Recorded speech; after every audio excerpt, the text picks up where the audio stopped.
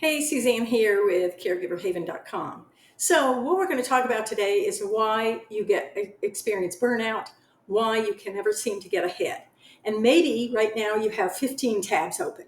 And what you're looking at is on your desktop, everything's scrambled. You're looking at Google, you're looking at the results of a test that maybe your mom had in their clinic, you're looking at the phone call you need to make, you're looking at an insurance bill, everything online.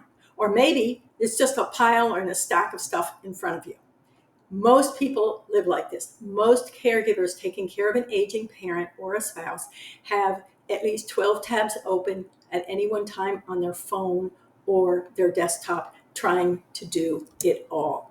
Well, you're in the right place because there's a whole different way of taking care of an aging senior, okay? One person might say do this, another person says do that. None of them agree. The advice that I have seen over the years as I have helped caregivers is totally one end of the spectrum to the other. But let's face it, here's one thing that we do know. When we are in overload, it leads to stress, and stress leads to, guess what? Inaction.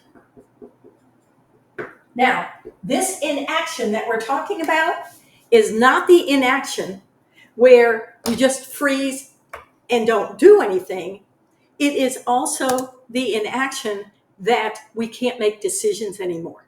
The confident person that we usually are, the person that can make decisions and are always on top of everything, all of a sudden starts to freeze and our decisions are very hard. This is called decision fatigue.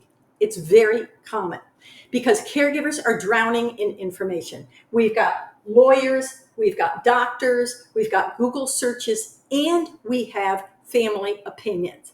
It is constant.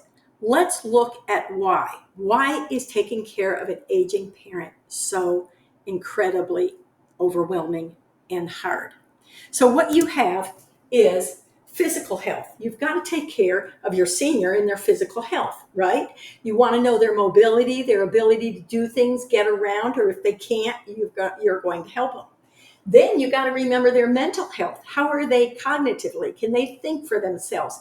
Are they making good decisions? Do you have to take over the decision making for them on top of the decision making you're already doing during the day in and day out?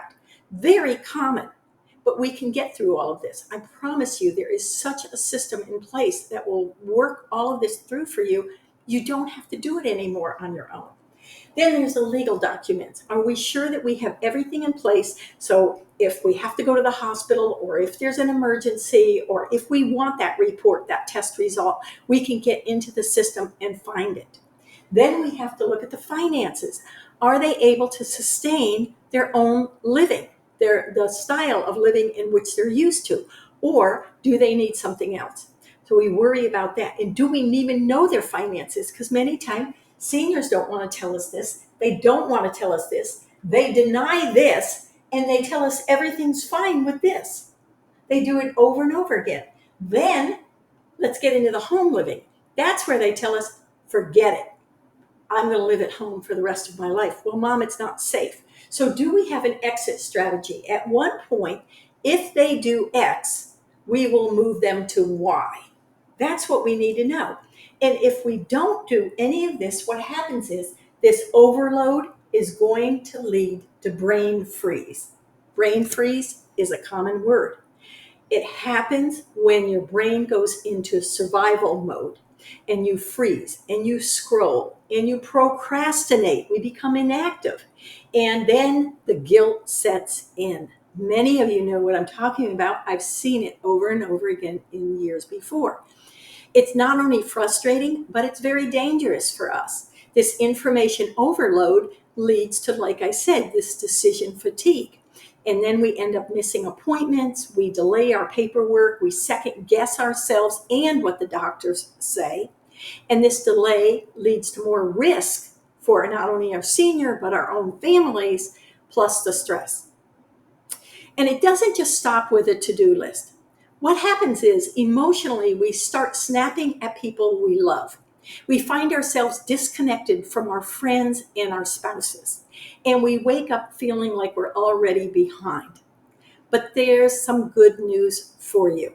There is a way through this, and it starts with clarity and with structure. So let's talk about structure. Let's talk about 3 simple steps you might do today. And I'm going to share with you how I handle the huge amount of things that I have to do every day. And I practice this in the course as well. But today I'm going to show you just a piece of it. So let's go over it. First of all, number 1 is to make a checklist. So let's do that.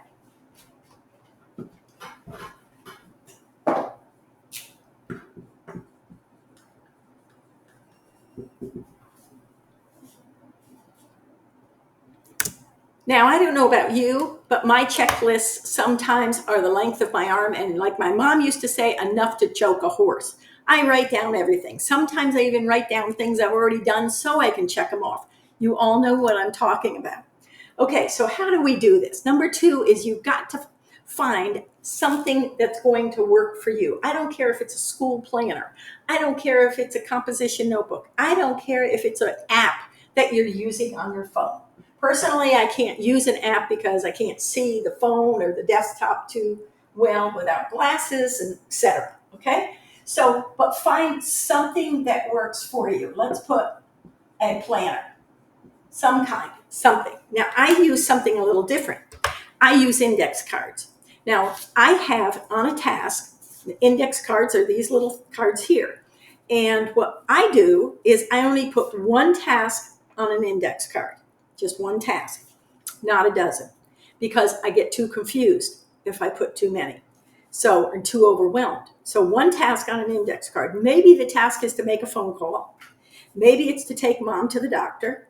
Maybe it is to look at the insurance document that came in that always says something like it's not a bill, but it really is.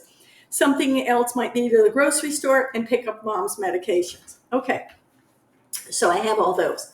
Now I've got more than 3 things that I need to do today, but I don't do that. I only do 3 things every day. So I live with only 3 index cards, even though I might have 20. And here's what I do.